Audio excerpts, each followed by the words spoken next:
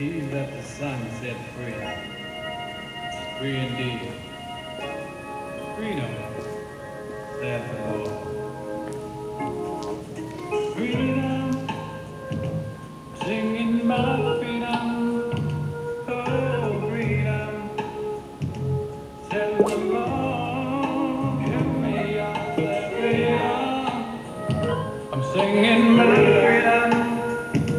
Oh, freedom, saith the Lord. Jesus was born in Bethlehem. He had a manger for a crib. Had tears in our eyes when we going together to sing it, but we still decided to sing it. We shall overcome.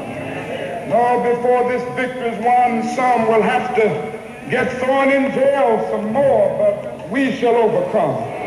Don't worry about us. Before the victory's won, some of us will lose jobs, but we shall overcome. Before the victory's won, even some will have to face physical death. Physical death is the price that some must pay to free their children from a permanent psychological death. Then nothing shall be more redemptive. We shall overcome. Before the victory's won, some will be misunderstood and called bad names and dismissed as rabble-rousers and agitators. But we shall overcome. And I'll tell you why. We shall overcome because the arc of the moral universe is long, but it bends toward justice. We shall overcome because Carlyle is right. No lie can live forever. We shall overcome because William Cullen Bryant is right. Truth crushed to earth will rise again. We shall overcome because James Russell Lord is right. Truth forever on the scaffold, wrong forever on the throne. Yet that scaffold sways the future. Behind the dim unknown standeth God within the shadow, keeping watch above his own. We shall overcome because the Bible is right. You shall reap what you sow. We shall overcome. Deep in my heart, I do believe we shall overcome. With this faith, we will go out and adjourn the councils of despair. Bring new light into the dark chambers of pessimism. We will be able to rise from the... We shall overcome. Those words are so profound today. They are profound because the things that Dr. King said in that excerpt gives you some idea as to what we are facing as children of the revolution. That we have a fight on our hands, and that is to keep the Word of God forefront in the lives, not only in our lives, but in many lives, and to the lives of the folks that are watching us on this particular station. I want to welcome you to the Red Brothers Bluff City Report. It's powered by Tamara's Broadcasting Company, and she's doing an outstanding job here in the city of Memphis. My name is Greg Grant. I'm your host today, and the co-host is here. That's Alonzo Grant, my brother. Alonzo? Greg, how you doing? We shall overcome. Welcome back. Yeah, it's good to be back. Yes, sir. You know, last week I was out on assignment. Absolutely. Special assignment. And I thought I'd come back and talk about what I found out. Good, good. And I went to Atlanta for about a week. And it's been a long time since I've been to that particular city. It's a city that mirrors Memphis in a lot of ways. But I can say, based on what I saw and heard and talked to a lot of people, Memphis is really on the rise. Right. And we're in a prime position to do something great in America. I was listening to the excerpt of Dr. King, and for the very first time I had a chance to visit the King Center. Mm-hmm. And you've been there before. I've been there. But you told me some interesting stuff that I didn't know. Mm-hmm. I've been there 3 or 4 different times, and the things that you told me, I never knew. Yeah. For instance, I never knew that Dr. King's mother was assassinated, shot to death at Ebenezer Baptist Church Right. while she played the piano. And I can understand now the passion that Dr. King had, because his own mother was killed right there in the sanctuary of the church, I got inside the sanctuary, I saw the bullet holes that were in the piano, I saw the bullet holes that were in the pews of the church. I think one other person was killed and 2 other people were hospitalized. And it was just amazing to me to see and hear all that happened right there in Atlanta in recent time. Right. And I could understand now the passion that Dr. King had because he had experienced something great in his life that changed his life to a great degree. Right. Had a chance to talk to some of our counterparts in Atlanta, talking about the condition of this country and the direction that the country is headed in under Donald Trump. Right. And the things that might be changing, including our health care program, better known as Obamacare. And so many people that supported Donald Trump thought that he was going to make America great again. They are some of the main ones who are going to be hurt with this new change if it should go through with your health plan. More than 15 million people, upwards of 20 million people will lose their health coverage. 15 million. That's a lot of people. That's a lot. And a bunch of these people from the states like Detroit, Michigan, Pennsylvania, Wisconsin, Kentucky, States that went overwhelmingly for Trump. West Virginia. Right. These are the individuals who are going to lose. And you know, as we talked The about most. on a couple of occasions, if it were not just so sad, you almost would want to say that they get what they deserve. But you know, it's really sad for just the general populace. You know, we're going to have to go down with the ship and suffer the same things. But I feel like they should get what they deserve. You know. Well, I hear you, but it's going to hurt a lot of folks. I understand, and that's the sad part about it. That's the sad part the about it. tragedy of it. And these senators, including the 2 from Tennessee, should understand that the majority of the people that are receiving Obamacare are poor whites, middle-class whites in the state of Tennessee. They're going to be the ones that hurt. And it seems as if they try to make it seem like it's a black thing, or black people are benefiting from Obamacare. I heard mentioned while in Atlanta, the welfare queens. Well, when you say stuff like that, that's like a dog whistle to say black people. Well, and those kind of dog whistles are the sounds that ignite their base and want things to be torn up. But the truth of the matter is, in my humble and considerate opinion, is that they want to tear it up, bust it up, simply because a black man put it in place or helped put it in place. And it's almost like they can't take it. It's like they can't take it simply because the black guy was pretty much the author of putting it in place. And the architect. Exactly. And they don't want it to go down in history. As such. Yeah. But then they'll turn around and ask us as a people to give Trump a chance when they're trying to destroy everything that we care about. You know, so how can you give a guy a chance? Like, for instance, when he just a couple of weeks ago all but called Obama a felon. Yeah. You know, and then in the same breath they'll say give him a chance. So how can we give him a chance when he's steady dumping on us and trying to destroy our guys' legacy? And on tomorrow is going to be very important. The FBI director is going to come before Congress and going to have to answer those questions. Exactly. On tomorrow. On tomorrow. Whereas Donald Trump said that President Barack Obama, wiretapped Trump Tower, surveilled his building and the people in his building, including him.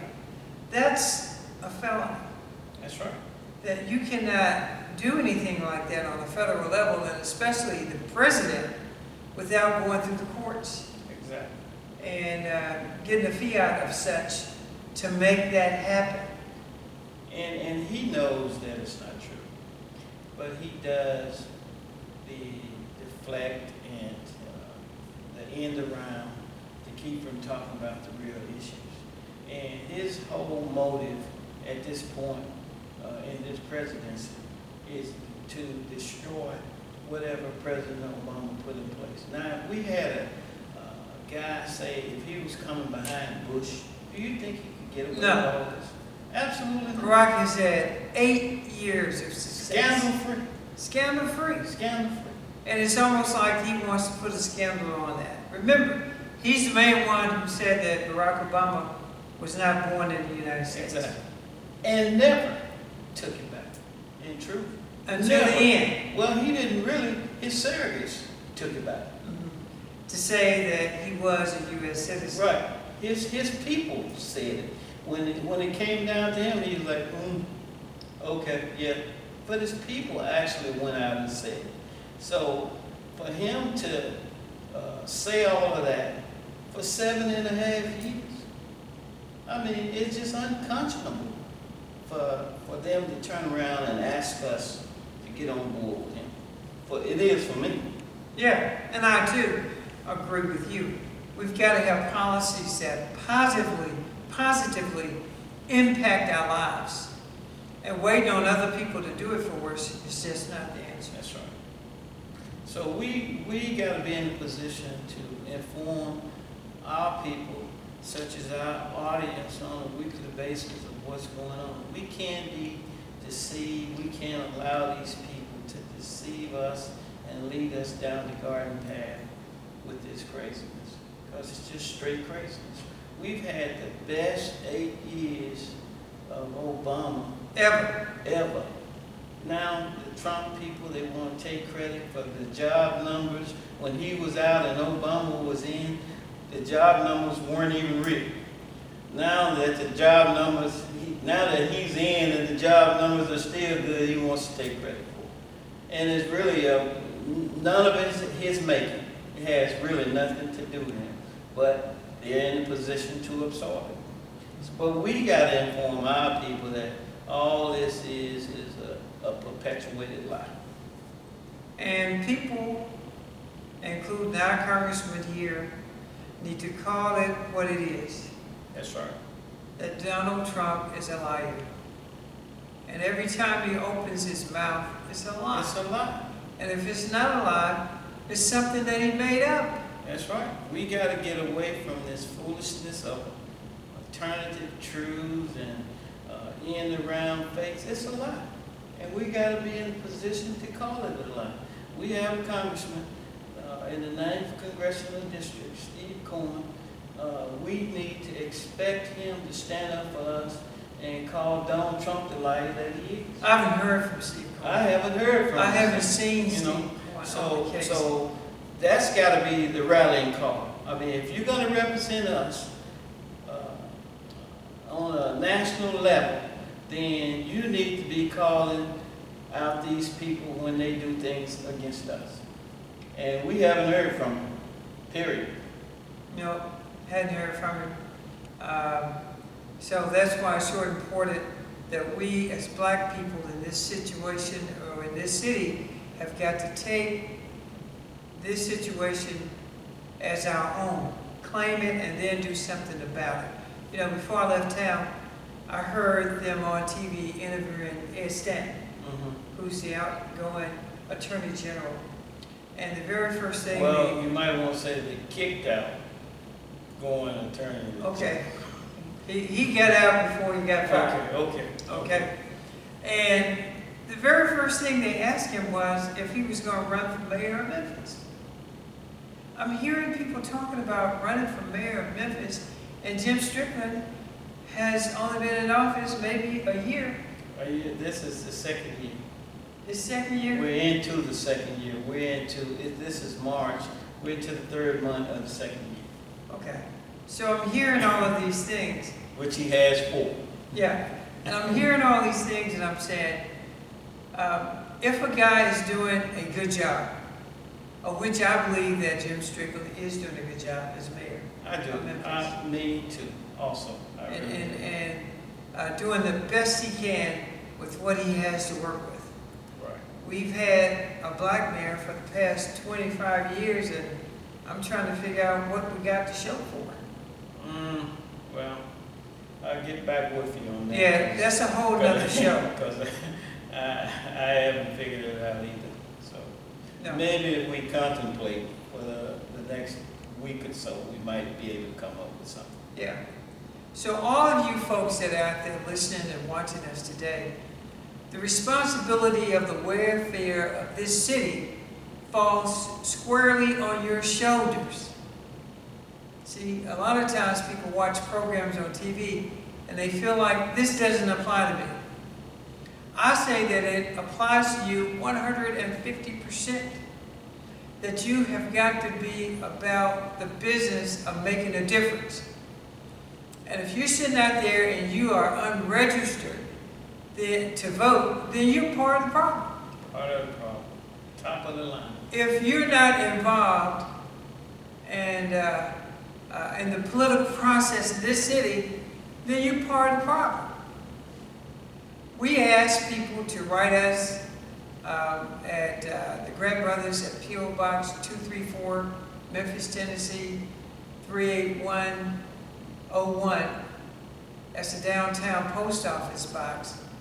And if you're interested in running for office or getting involved in politics or helping the homeless, we're trying to see how committed people really are to making a difference. And that's a valid point, because I think our show should be, or is, the people's show. And it's not just a show that we want to sit up and talk. We want you to write us, call us. If you have something you want us to investigate, or if you have something that you're uncertain about, drop us a line, give us a phone call, and we can go out and find out answers and then report it back on this show. So that's pretty much our mission, to inform you. What you think about that? Well, I think that people need that kind of outlet, and they need somebody that can stick up for them. Exactly. They need a place to call, an information clearinghouse, if you will, to say this is what you do when your back is against the wall and you're facing this kind of problem. This is what you do. We're interested in getting young people educated. We got a problem with education in this city. We do.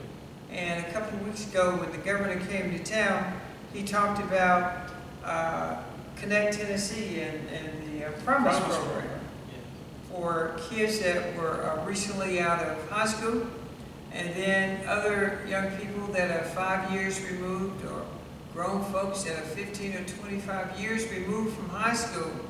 You still have an opportunity to get involved educationally.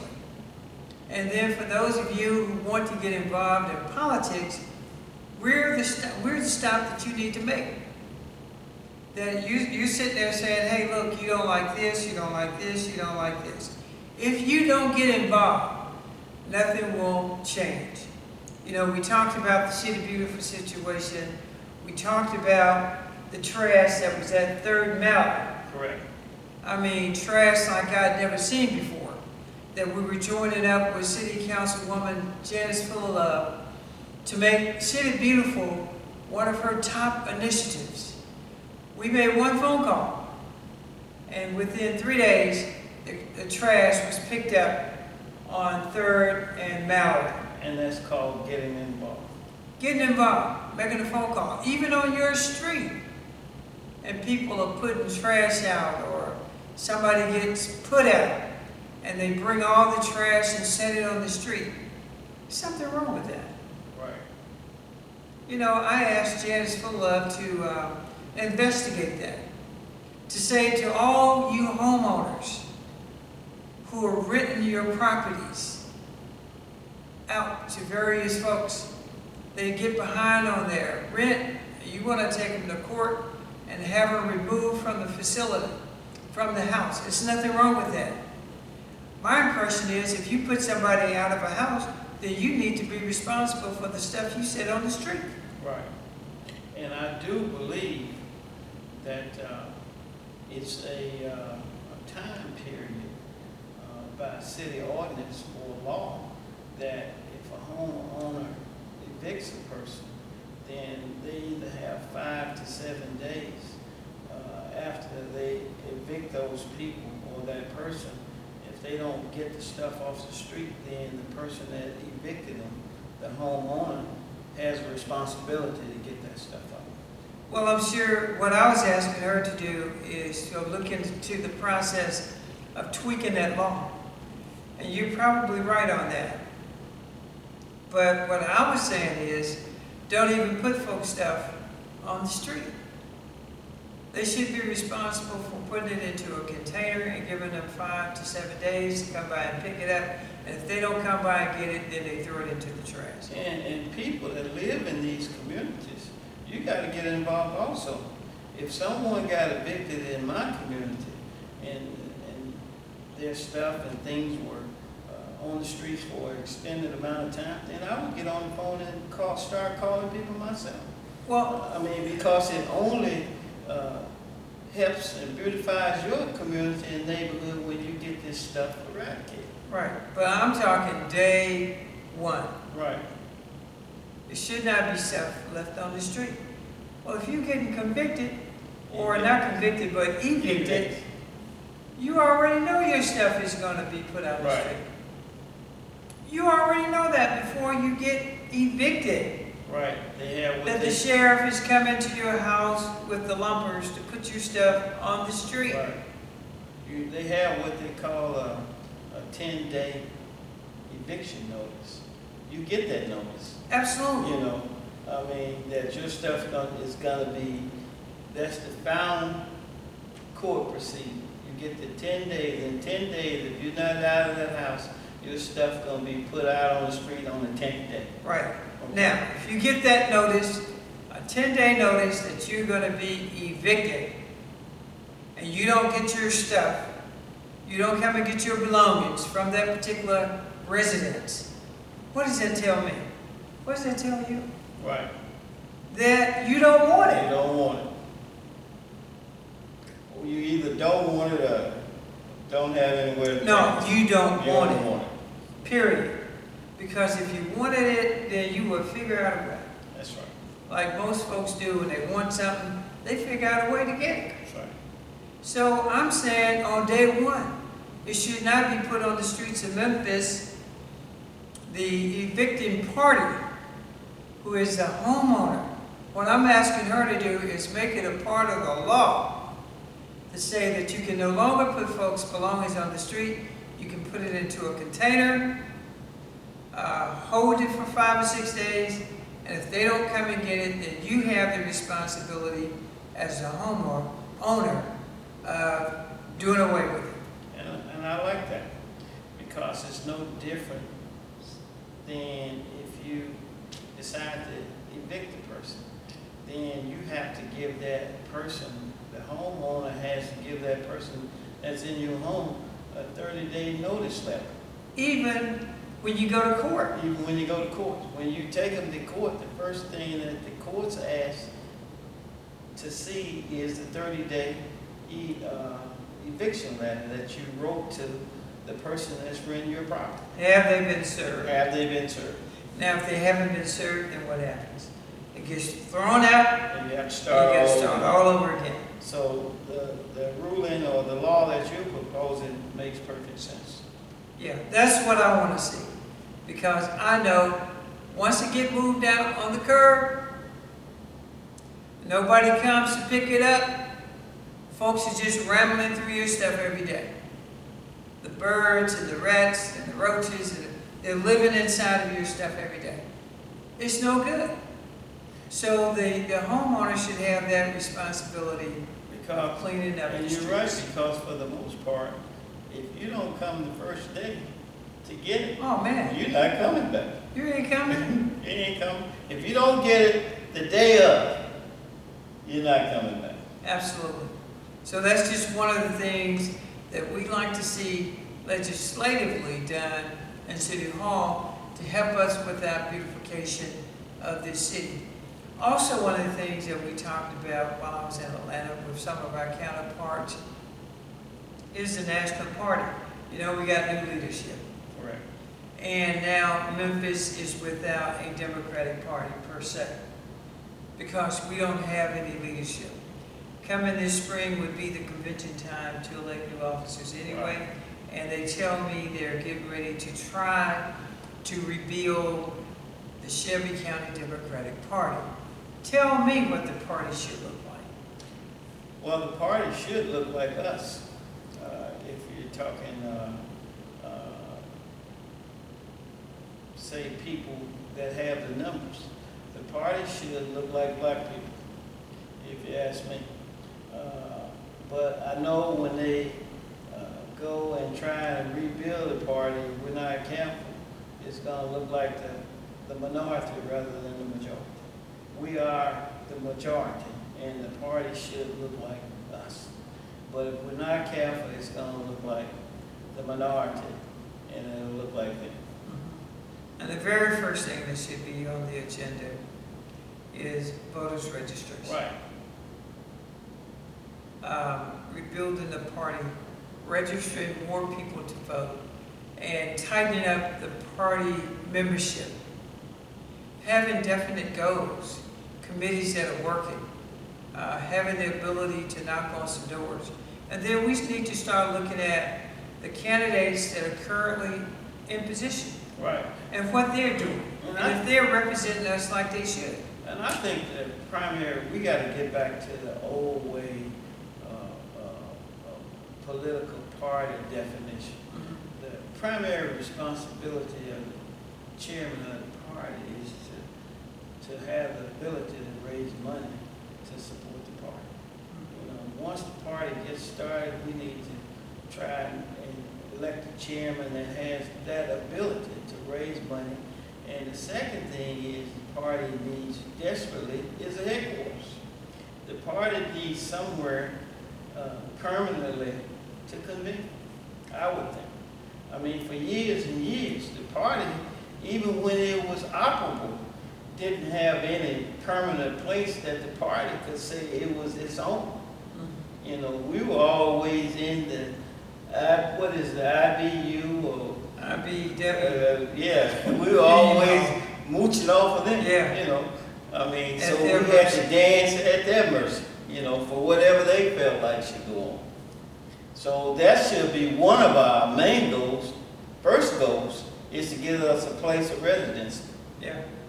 Well, we hope that the party and those officials that get installed will understand that there's strength in numbers and that we have the majority here in Shelby County. All we've got to do is use it. I'm Greg Grant. This is my brother Alonzo. And on any given Sunday, it's going to be Grant Brothers Bluff City Report. Thank you for watching. Good night.